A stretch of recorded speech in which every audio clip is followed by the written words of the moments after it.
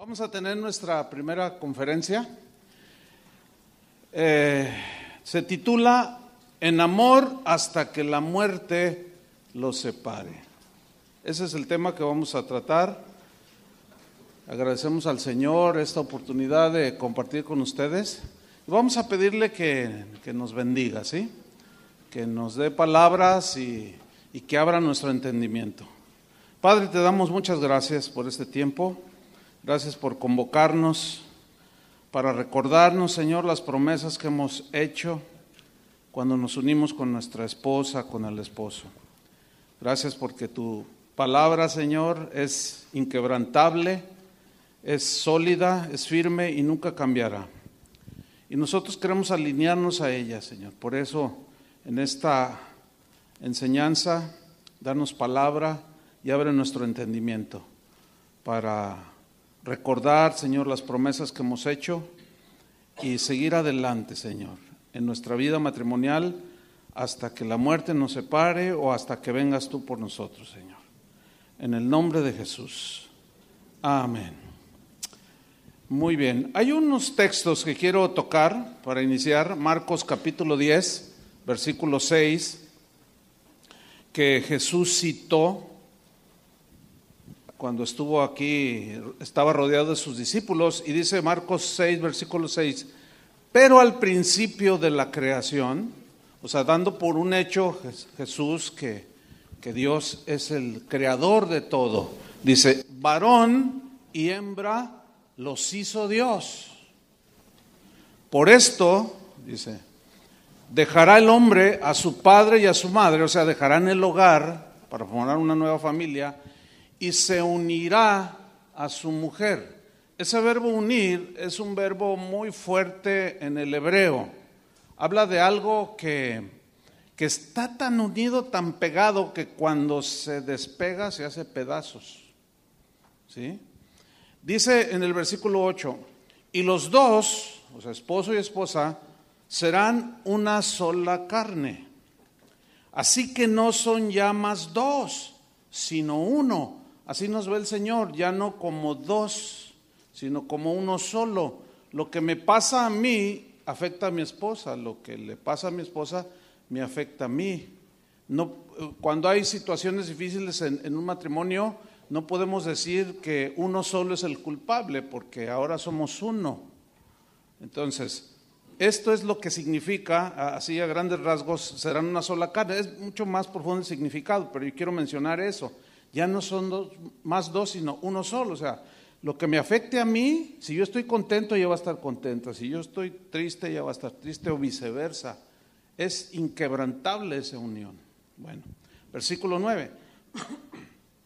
Por tanto, en vista a que Dios hizo todo esto, dice, lo que Dios juntó, lo pegó. Fíjense que en el hebreo es una palabra que se traduce al español y viene, la raíz es de pegamento, cola, ¿sí? En el griego y en el hebreo. Lo que Dios juntó, o sea, pegó. Cuando usamos ese famoso pegamento, bueno, aquí en México el cola loca, cuando unimos algo y luego lo queremos despegar, es casi siempre se dañan las partes si lo queremos despegar. Esa es la idea de Dios, estar unidos, juntos, pegados hasta que la muerte los separe. Por tanto, lo que Dios juntó, no lo separe el hombre, porque si lo separa lo va a hacer pedazos. Esa es la idea aquí, ¿sí? Ahora, la frase, hasta que la muerte los separe, en realidad no se encuentra en la Biblia así como tal. Sin embargo, el concepto, la idea de hasta que la muerte los separe está en las Escrituras. Por ejemplo, en 1 Corintios 7:39, ahí está el concepto, no la frase como tal, sino el concepto. Dice así, la mujer casada, está hablando del matrimonio, la mujer casada está ligada por la ley mientras su marido vive. Pero si su marido muere, o sea, si duran hasta que la muerte los separe, ahí está el concepto, sí. Libre es para casarse con quien quiera. con tal que sea en el Señor. Bien, ¿cuántos de ustedes recuerdan el día que se casaron? Yo sí me acuerdo, ya hace un buen de años, pero yo sí me acuerdo, lo tengo aquí bien presente. ¿Recuerdas la comitiva cuando venía caminando hacia el altar o el frente allí del recinto? ¿Sí se acuerdan? Traten de recordar. ¿Recuerdas cuando viste entrar allá en el fondo a la que hoy es tu esposa? Yo sí me acuerdo, ¿ustedes se acuerdan? Así que, ay no, el corazón se hacía, no, bien emocionante que estaba la cosa. ¿Recuerdas cuando su padre te la entregó, o su hermano, o su tío? ¿Recuerdas cuando te la entregó? Yo estaba en una boda y presenciando una boda en una ocasión, y cuando se le entrega el papá, pues no fue notorio, pero nada más a los que estábamos adelante, y le dice: me lo vas a cuidar, si no te lo vas a ver conmigo, ¿eh? Bueno, a mí no me hicieron esa amenaza, pero yo sí me acuerdo cuando su papá me la entregó y me miró y me la dio. Qué momentos tan inolvidables. Yo tengo muchas fotos de mi boda en mi celular. Si alguno quiere que se los enseñe después, ahorita. Pero son momentos inolvidables. ¿Por qué? Porque por fin te unirías con la mujer que amabas. Por fin llegó el día en que te ibas a unir con el varón que amabas. Pero ¿cuántos recuerdan aquellas palabras del ministro cuando les preguntó: ¿prometes delante de Dios y de estos testigos ser fiel el uno al otro? ¿Se acuerdan cuando dijo esto el ministro? Yo sí me acuerdo. Todos dijeron que sí. Por eso están aquí. Dijeron que sí. ¿Se acuerdan cuando el ministro dijo: ¿prometen ayudarse en la pobreza y en la riqueza? Todos dijimos que sí. Le estoy trayendo a la memoria lo que a veces se nos va olvidando, ¿sí? ¿Cuántos recuerdan aquella promesa que nos hizo el ministro cuando dijo: prometen cuidarse el uno al otro en la salud y en la enfermedad? ¿Sí se acuerdan? Sí, dijeron que sí. Yo dije que sí. ¿Se acuerdan cuando nos preguntaron: prometen amarse en las buenas y en las malas? Y luego dijo el ministro: hasta que la muerte los separe. Y dijimos que sí. La frase "hasta que la muerte nos separe" o los separe fue realmente esa frase que nos preguntaron, esa pregunta que nos hicieron y que nosotros nos comprometimos cuando dijimos que sí. Realmente fue una promesa que quizás no analizamos en la profundidad de la promesa, de esa promesa que estábamos haciendo. ¿Por qué? Porque pues nos comprometimos a envejecer con la esposa, con la mujer que Dios nos dio, con el varón que Dios nos dio, que Dios les dio a las señoras. Yo recuerdo de recién casado, de esto hace 40 años, pero recién casados, hicimos un viaje de mi esposa y yo, no teníamos ni un año de casados.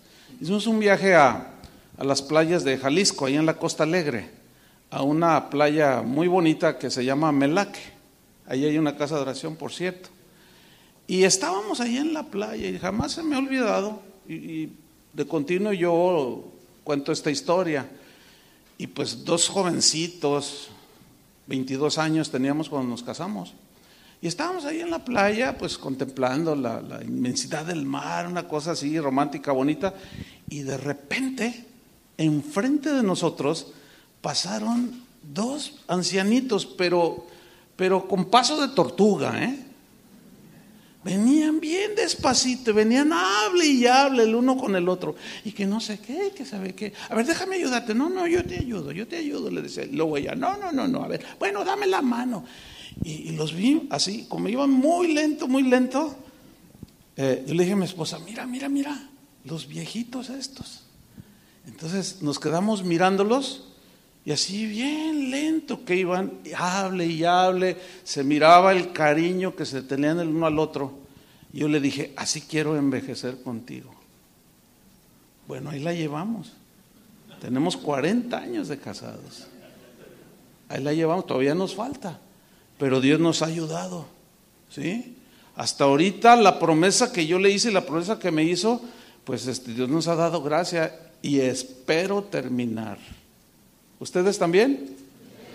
Pues que Dios nos dé gracia. Miren, es fundamental cumplir las promesas que hicimos.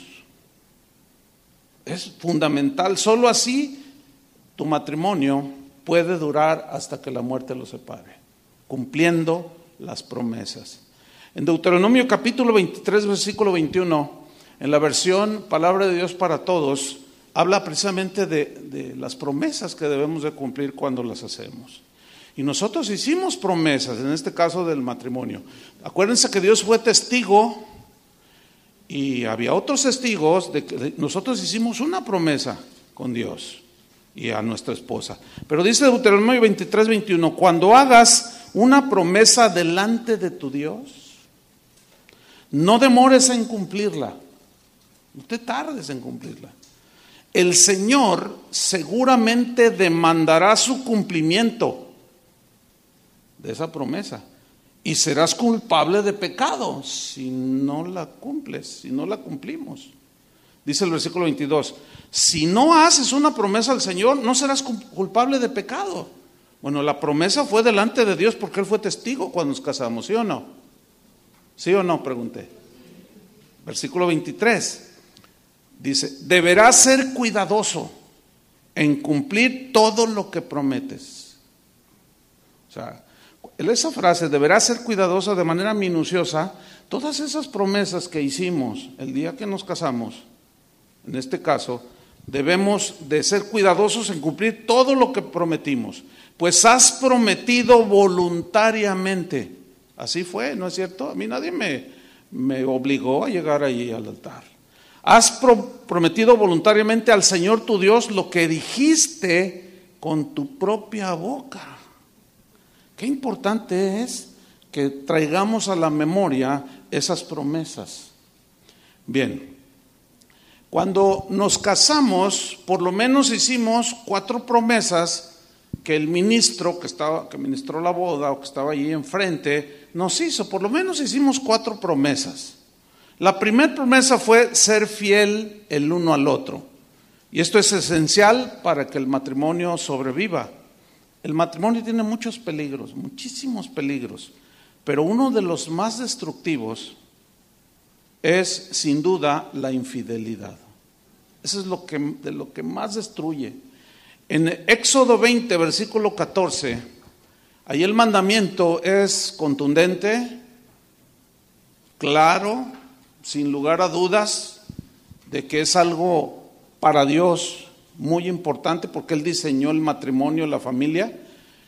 Y dice Éxodo 20, 14, no cometerás adulterio o no ser infieles. Este mandamiento, sin duda, que salió del corazón de Dios, llevaba el propósito y sigue llevando el propósito de proteger a la familia. Dios diseñó la familia. Y Él diseñó esta unión entre un hombre y una mujer para que los niños o los hijos que nacieran bajo esta protección, bajo esa cobertura de la familia. Pero si el matrimonio se desintegra, entonces la infidelidad en este caso, que es la causa de muchísimos rompimientos, pues va a afectar directamente a los esposos en primera instancia. Pero no se detiene ahí el quebranto, sino también afecta a los hijos de manera imborrable en sus mentes. No solo a los hijos, sino a los padres de ambos. Piensa en tus suegros, los míos ya partieron con el Señor, pero los tuve vivitos y bueno, ellos fueron una familia de muchos hijos. Entonces no solo afectas a los padres de ambos, también los hermanos de cada uno, toda la familia, los tíos, los primos, las amistades y un sinfín de personas son golpeadas, heridas, cuando una familia, cuando un matrimonio se rompe por infidelidad. Proverbios capítulo 6, versículo 32. Hay una exhortación ahí que debe de darnos temor de Dios, porque dice Proverbios 6:32, mas el que comete adulterio es falto de entendimiento, corrompe su alma el que tal hace, heridas y vergüenza hallará, y su afrenta, ¿qué dice? Nunca será borrada. Vamos a estudiar brevemente estas 4 frases, porque son cuatro frases ahí, 4 oraciones. Dice, el número 1 está en el versículo 32. Dice, el que comete adulterio es falto de entendimiento. Bien, la frase falto de entendimiento significa, la idea es de alguien que es sumamente imprudente al romper la promesa de fidelidad que hizo cuando se casó. Esta frase, falto de entendimiento, la idea es de que es una persona torpe, sin entendimiento, torpe porque no mide las consecuencias de sus acciones y después es un desastre. Yo creo que aquí pocos de los que estamos aquí nos escapamos de no haber tenido a alguien conocido por lo menos o muy cercano que haya roto la promesa de fidelidad. ¿Les ha pasado? O sea, para que vean que es algo muy común, pero por eso está el mundo como está. Porque hacemos promesas y no las cumplimos. Y si nosotros somos cristianos, tenemos que pedirle a Dios su gracia para cumplir esa promesa de fidelidad que hicimos. ¿Cuántos dicen, yo lo haré? Pero díganlo con convicción, como cuando le dijeron ¿prometes serle? Sí, dijiste.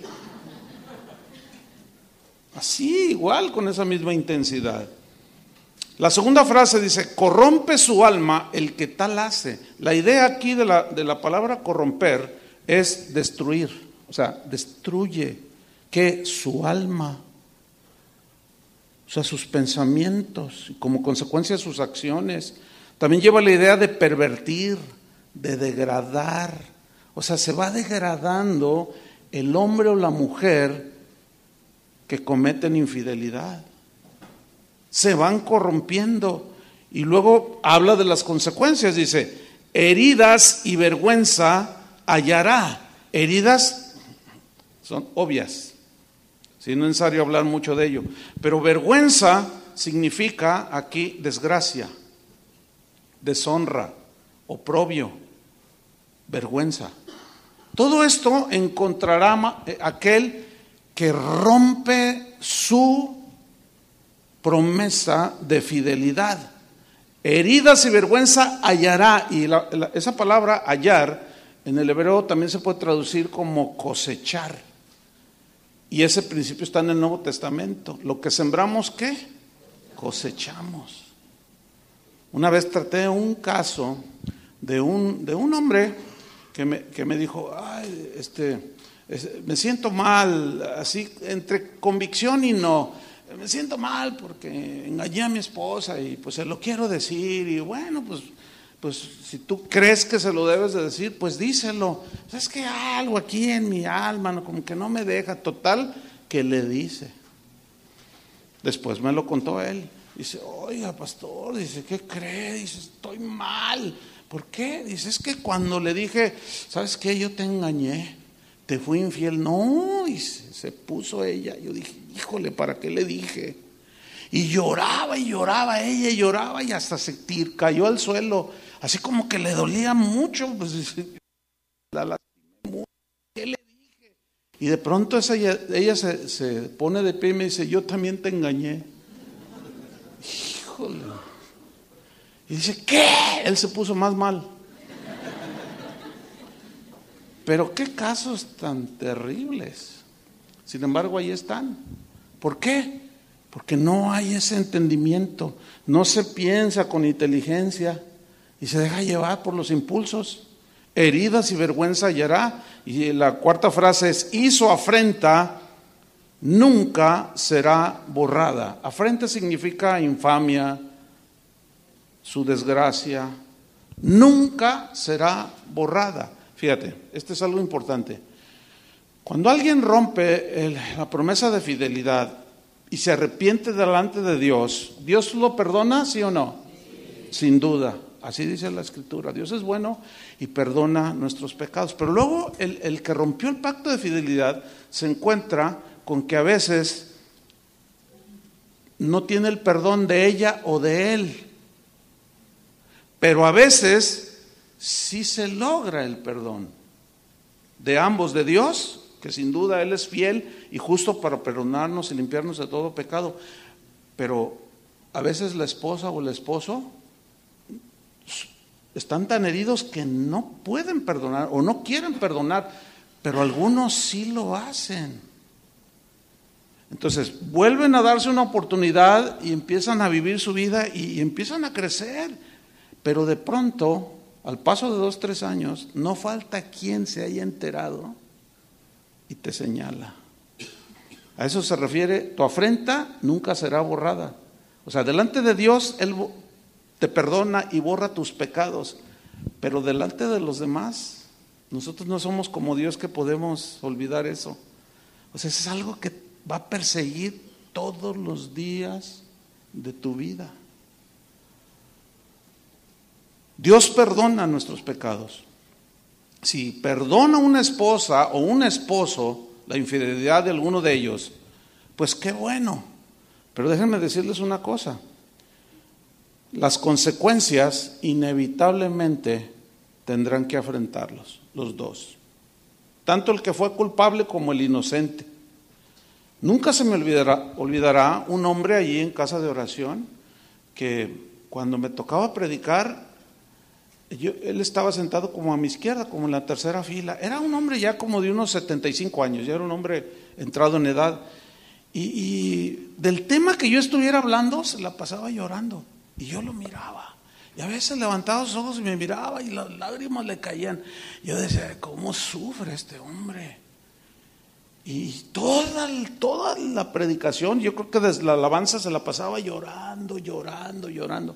Un día dije, no, tengo que hablar con él porque ya no se me hace muy pues normal, porque pues, todos los cristianos lloramos, ¿no? Por la presencia de Dios, pero ya era algo así como desgarrador. Entonces yo lo llamé en cuanto, Dios les bendiga a todos, le dije, le hablen al Señor venga. Y se acerca y le digo, hermano, ¿por qué llora tanto? Dice, ay, pastor, y se suelta otra vez. Dice, si yo le contara, dice, fui un hombre malo, dice. Yo engañé a mi esposa, dice, muchas veces. Dice, y no les daba comida a mis hijos, me porté bien mal, dice, los abandonaba y luego regresaba, los golpeaba, maltrataba a ella. Un día, una ocasión casi la mato. Dice, hace un año el Señor tuvo misericordia de mí y me perdonó, me convertí a Cristo.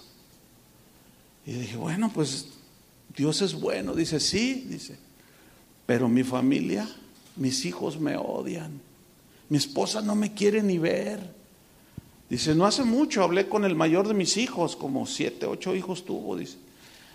Y fui a buscarlo porque como el mayor, pues es el que recibió más y está más dañado. Y yo llegué a la puerta de su casa y le toqué, y cuando me vio, me dice, mira, se me pegó aquí, dice, si vuelves a venir, viejo, no sé qué, te voy a matar, le dijo. Dice, ay, pastor, dice, no puedo ni dormir. Entonces, bueno, Dios me dio palabra para ministrarlo, pero ese hombre estaba cosechando lo que sin pensar hizo cuando estaba más joven. Es terrible eso, hermanos. En Hebreos capítulo 13, versículo 4, la Biblia, la palabra de Dios nos dice lo siguiente: honroso sea en todos el matrimonio. Esa palabra, honroso, significa tener, la idea es tener conciencia de lo valioso que es algo. Significa valioso, estimado, precioso, venerable. Lo vuelvo a leer. Valioso, estimado, precioso, venerable sea en todos el matrimonio, como algo de lo más valioso que tú puedas poseer. Y luego añade, y el lecho sin mancilla.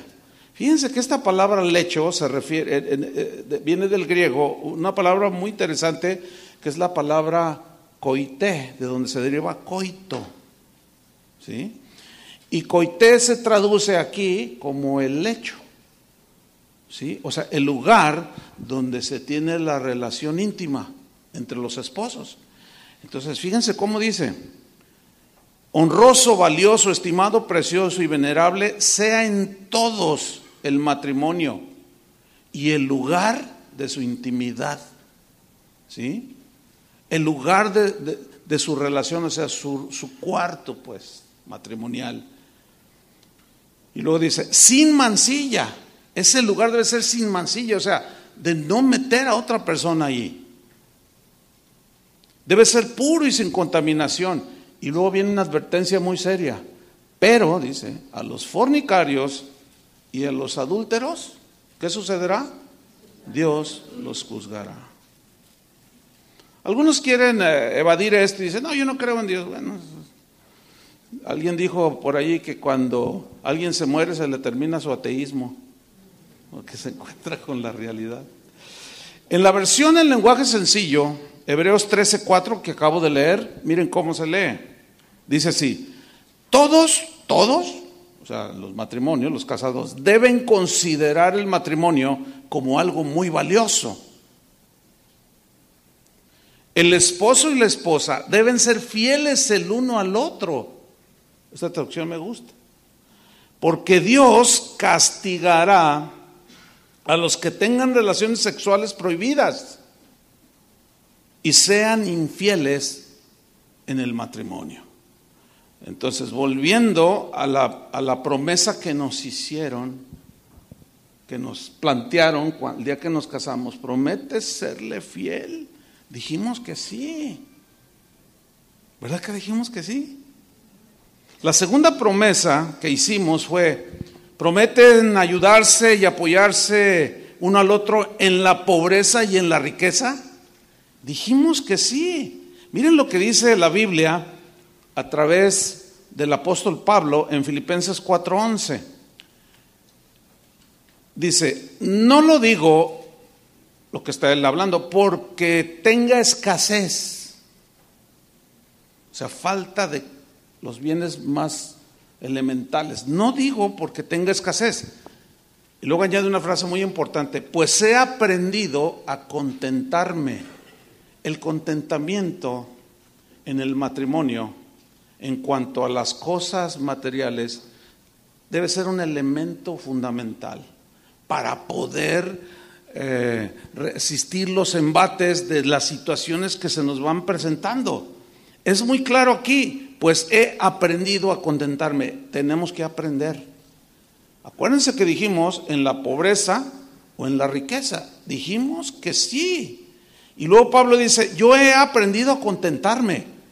Tenemos que aprendernos. Señoras, hay veces en que escasean las entradas, ¿sí? Entonces ustedes tienen que tener ese entendimiento para no presionar al varón, ¿verdad? Y el varón pues ponerse las pilas y esforzarse por llevar el pan a la casa. Pero, fíjense qué interesante, en la tercera frase del versículo 11 dice, he aprendido a contentarme cualquiera que sea mi situación. Cualquiera que ésta sea, he aprendido a contentarme. Yo creo que sin lugar a dudas, que todos los presentes, o la gran mayoría, casi puedo asegurarlo, hemos estado en ambas circunstancias. ¿Sí o no? Yo conozco aquí a matrimonios de muchos años, yo los vi empezar. Yo mismo, nosotros no tuvimos luna de miel, porque no había. Pero mi esposa estaba contenta. Ella decía, no, está bien, yo con estar contigo. Yo dije, ay, pues me salió barato. No tenía. Cuando éramos novios, un día me dice, ¿me compras unas papas? Yo le dije, no, hacen daño. Esas no son nutritivas, no, es que no traía dinero.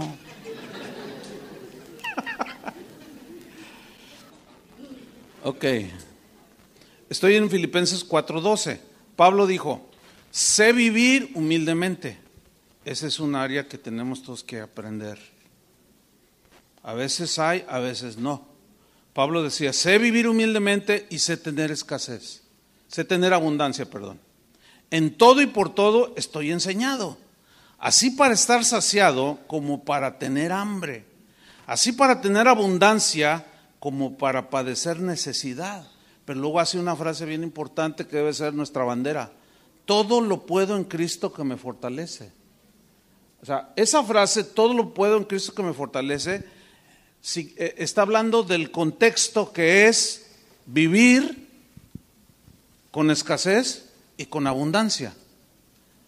Entonces, cuando está el tiempo de abundancia, pues no es muy difícil estar contento.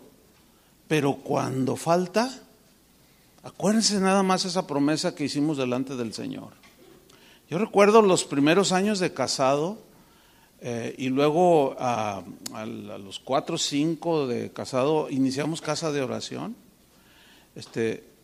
Yo recuerdo que por algunos 3 años por lo menos,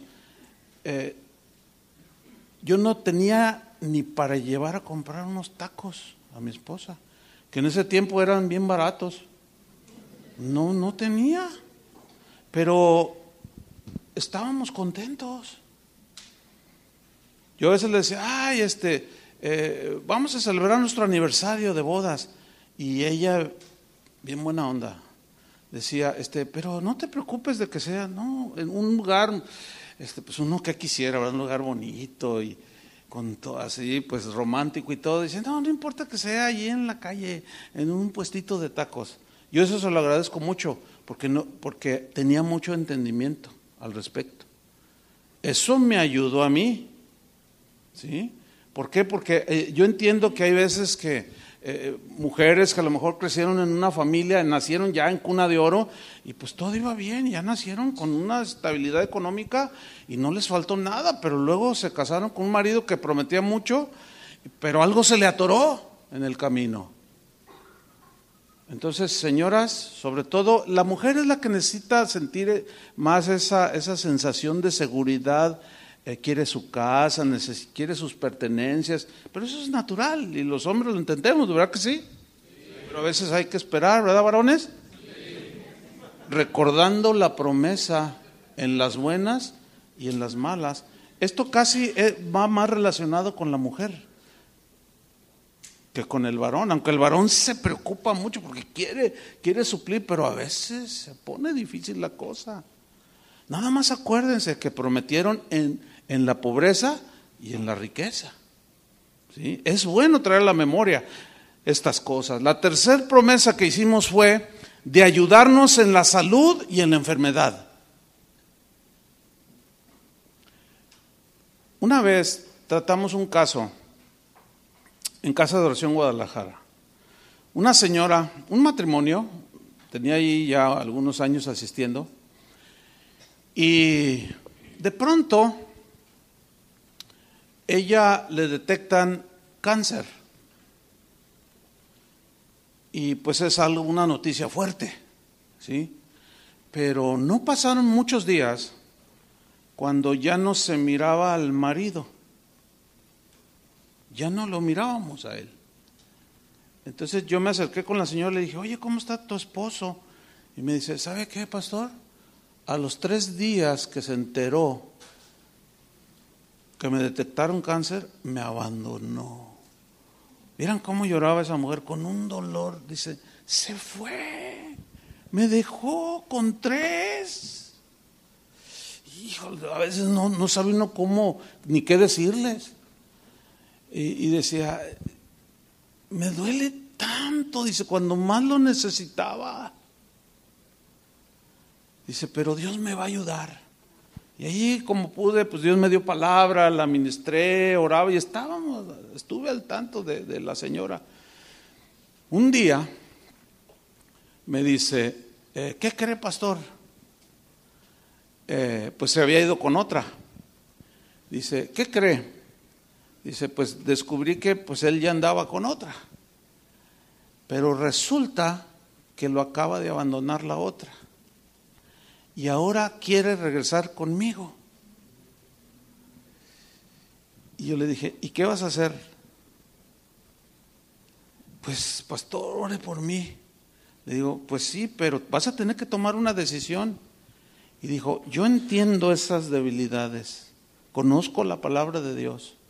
Dice, y yo quiero guardar mi promesa hasta que la muerte me separe. Y lo volví a recibir. Yo dije, híjole, de la que se salvó este cuate. Pero qué mala onda, cuando más lo necesitaba, lo dejó, lo abandonó. Debemos estar conscientes, hermanos, que de manera repentina puede llegar una enfermedad. ¿Están conscientes de eso?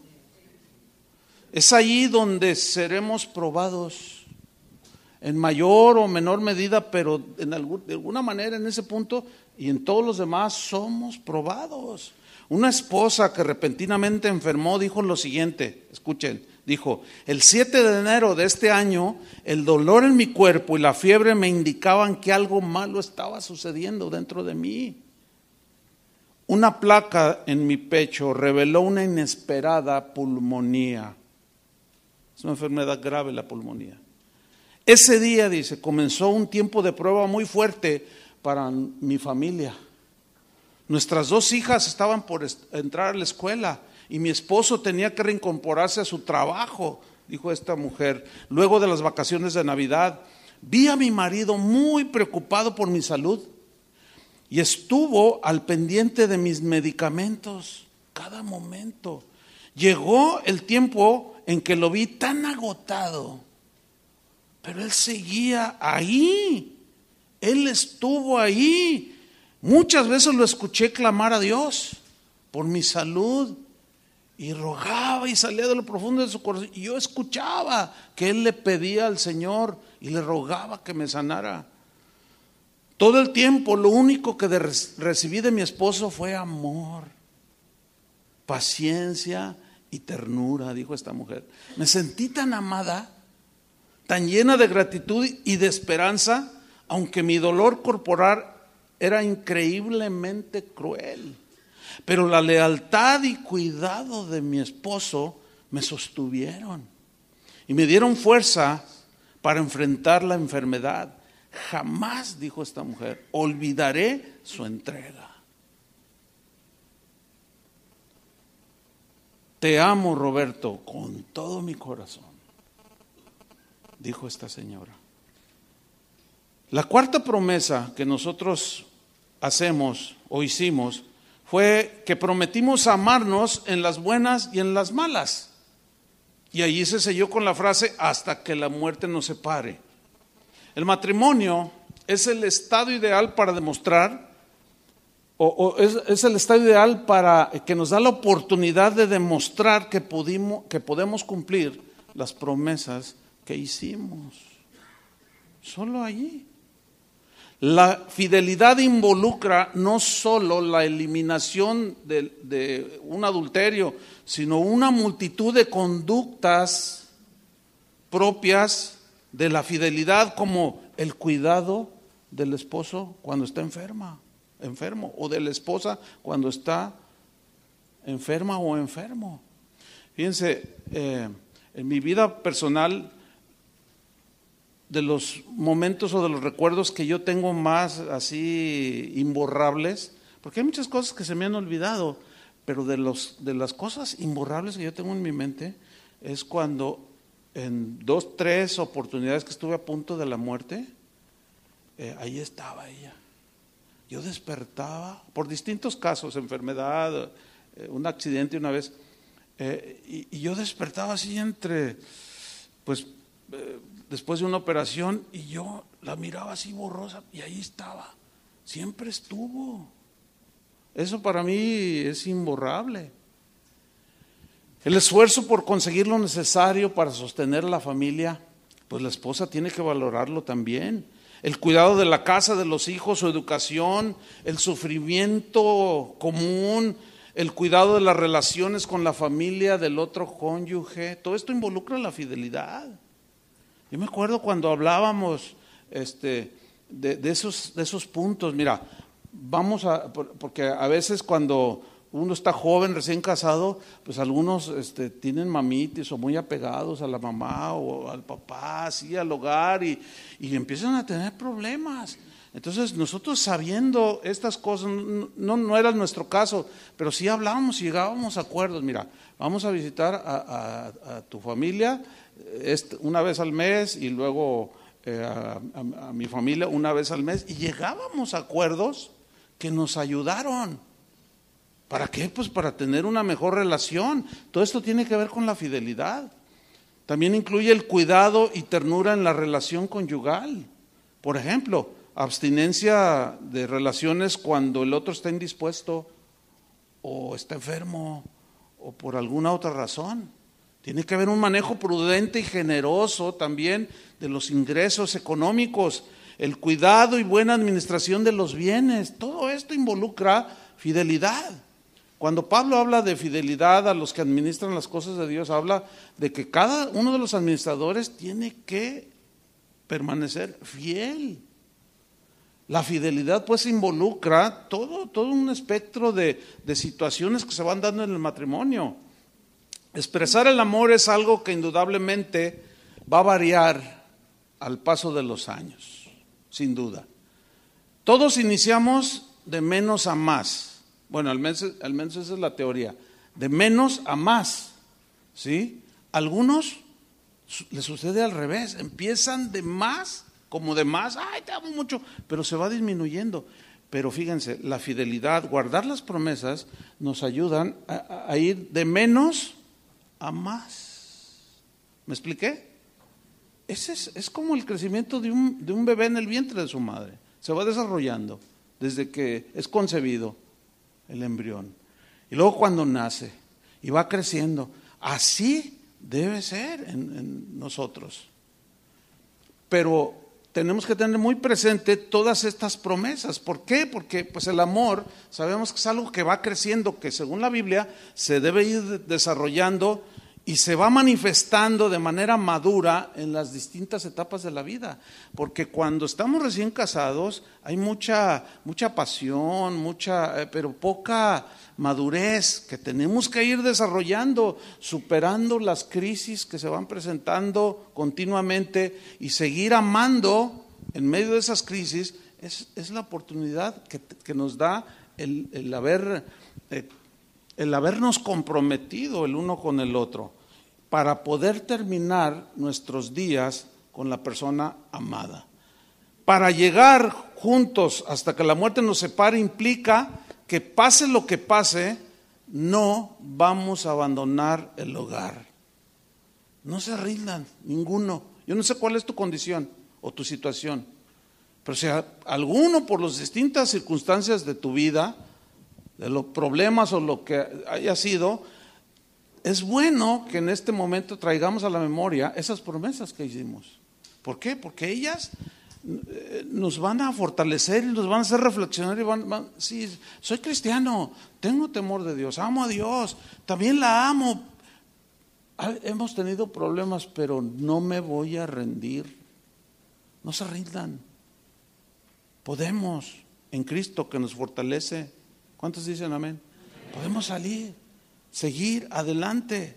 ¿Recuerdas ese momento cuando dijiste sí acepto? Hasta que la muerte nos separe, pues fue como una exclamación que querías que todos los oyeran. Yo cuando celebro algún matrimonio, aceptas, te comprometes delante de Dios, y les pongo el micrófono. Y hay algunos que lo dicen bien fuerte, hasta tienen que retirar. Sí, dicen. Otros más tímidos. Depende del carácter, sí, pero aquí lo que me estoy refiriendo es que cuando nosotros dijimos sí aceptamos hasta que la muerte nos separe, era como diciéndole a ella: aquí estaré a tu lado para siempre. Y ella diciéndole a él, o ella diciéndote a ti: aquí estaré contigo por siempre. Que nada impida, hermanos, que logremos vivir juntos hasta que nuestros ojos se apaguen. Leí una historia conmovedora. Un hombre dijo, en una plática que tenía allí, dijo lo siguiente: ver a mi padre cerrar los ojos de mi madre en su lecho de muerte, con la misma dulzura que cuando estaba mi madre llena de vitalidad, y al ver yo eso de mi padre, fue para mí muy conmovedor, dijo. Fue emocionante ver a mi papá. O sea, eran sentimientos allí, pero entre la tristeza de ver a mi madre ya en su lecho, pues ya sin vida, y mi padre dándole un beso y cerrando sus ojos, fue algo muy conmovedor para mí, dijo este hombre, además de ejemplar, dijo. Porque sabía que un día, dijo este hombre, yo me iba a unir con una mujer, con la mujer que sería la mujer de mi vida, y decidí seguir el ejemplo de mi padre. Que mi padre amó a mi madre hasta que la muerte lo separó. Pues ya han pasado muchos años, ¿no es cierto? No sé cuántos años. En mi caso ya pasaron 40. Chuy, May, ¿cuántos han pasado? 31. Me tocó la bendición de casarlos. También a Toño Ortiz. ¿Dónde estás, Toñito? ¿Dónde estás? ¿Cómo? Ahí está. ¿Cuántos? 30. Ya pasaron. Y a un buen número de matrimonios, pero yo no sé, a muchos otros pues no los conozco, pero ¿cuántos son los años que han pasado después de que hiciste esas promesas? Quizás algunos entendieron mal y pensaron, estaré contigo hasta que la escasez nos separe, porque yo conozco casos ahora. Una vez una señora dijo, este no es bueno para nada, dijo. Yo quiero una casa, pero no cualquier casilla. Y el hombre estaba así, nomás decía, o sea, no cumplió esta señora. Llegó la escasez y la escasez la separó. Otros quizás pensaron, estaré contigo hasta que la enfermedad nos separe, como el hombre aquel que yo les narré, o hasta que los problemas nos separen. Pero déjeme terminar con algo, porque yo no sé cuál es su situación, solo el Señor. Eso es lo más importante aquí. Sí, uno nada más intuye, porque pues uno está casado y uno intuye que todos tenemos situaciones. Pero hay una historia que, permítame comentársela, es una historia que está en la Biblia, que está en Juan capítulo 11, versículo 1. Es una historia muy conocida, pero yo quiero hacer una aplicación y una administración, porque sin duda que los problemas que van surgiendo en nuestras vidas van minando, van como apagando, como los bomberos que van y apagan el incendio. Los problemas a veces son como los bomberos que echan agua para apagar el fuego del amor, del respeto. Muchas cosas se van muriendo a medida que van pasando los años. ¿Por qué? Porque la esposa, todos nos casamos con ilusiones, con anhelos, qué sé yo. Y miren esta historia, dice Juan capítulo 11, versículo 1. Estaba entonces enfermo uno llamado Lázaro, de Betania, y la aldea de María y de Marta su hermana. María, cuyo hermano Lázaro estaba enfermo. Cuando alguien está enfermo físicamente, no está en sus óptimas condiciones y no funcionan las cosas como uno quisiera. Dice, fue esta María la que ungió al Señor con perfume y le enjugó los pies con sus cabellos. Enviaron pues las hermanas para decir a Jesús, Señor, he aquí el que amas está enfermo. Yo creo que tú sabes que el Señor te ama, ¿no? ¿Están conscientes de eso? Y que Él ama tu matrimonio, pero quizá tu matrimonio está enfermo, como Lázaro. Algo le pasó en el cuerpo de Lázaro, algo ha pasado, algunas cosas que quizás te tienen enfermo en tu relación matrimonial. Le dice pues, Señor, he aquí el que amas está enfermo. Versículo 4, oyéndolo Jesús dijo, esta enfermedad no es para muerte, sino para la gloria de Dios, para que el Hijo de Dios sea glorificado por ella. Es decir, lo que el Señor puede hacer por alguien, como el caso de Lázaro, que estaba enfermo, pero su enfermedad fue más allá, porque esa enfermedad lo llevó a la muerte. Todos conocemos la historia. Y Jesús dice, esta enfermedad o esto que Lázaro le ha pasado es para la gloria de Dios, por lo que Jesús iba a hacer. Ahí es donde nace la esperanza, hermanos. Escuche con atención. Ahí es donde debe de nacer la esperanza, porque quizá tu matrimonio está moribundo, no lo sé. Está enfermo. Quizá la infidelidad pegó duro, una herida, le cayó infección y estás moribundo. Estás moribunda, yo no sé. Pero esa enfermedad llevó a Lázaro a la tumba. Sigamos leyendo. Versículo 5, llamaba a Jesús a Marta, a su hermana y a Lázaro. O sea, ¿ven cómo ama la familia Jesús? Dice el versículo 6, cuando oyó pues que estaba enfermo, se quedó 2 días más en el lugar donde estaba. Quiero que ustedes noten la importancia que le dio Jesús a la condición de Lázaro. Se quedó. Tú eres importante. Dios se ha fijado.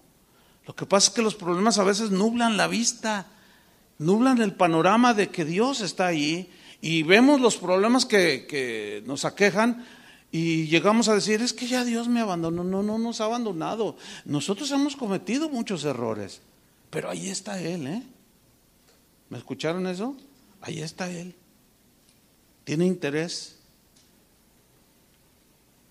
Dice en el versículo 7, luego después de esto dijo a los discípulos, vamos a Judea otra vez.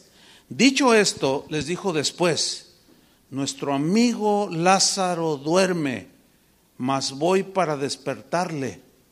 Dijeron todos sus discípulos, Señor, si duerme sanará. Pero Jesús decía esto ya con claridad de la muerte de Lázaro. Se había muerto su amigo, a quien él amaba. Y ellos pensaron que hablaba del reposo del sueño. Algunos quizás tienen su matrimonio viento en popa, han sabido perdonarse, salir en las buenas y en las malas, en la escasez, en la abundancia, y Dios les ha dado la gracia. Otros quizás no, quizás estén con la barca medio anegada, otros quizás ya va a pique, y otros dijeron, no, pues ya mi matrimonio ya se hundió, se murió. Y Jesús dice en el versículo 14, entonces Jesús les dijo claramente, Lázaro ha muerto. Y me alegro por vosotros de no haber estado allí para que creáis. Aquí lo que Jesús está haciendo es, tengan fe en lo que yo voy a hacer. Ustedes tengan fe de que Dios puede darles una oportunidad más. Dice en el versículo 16, dijo entonces Tomás, llamado el Dídimo, a sus condiscípulos, vamos también nosotros para que muramos con él. Estaba tan triste que dijo, hasta yo me muero, dijo. Versículo 17, vino pues Jesús y halló que hacía ya 4 días que Lázaro estaba en el sepulcro, un muerto de 4 días, ya olía mal. Betania estaba cerca de Jerusalén, como a 15 estadios, y muchos de los judíos habían venido a Marta y a María para consolarlas por su hermano.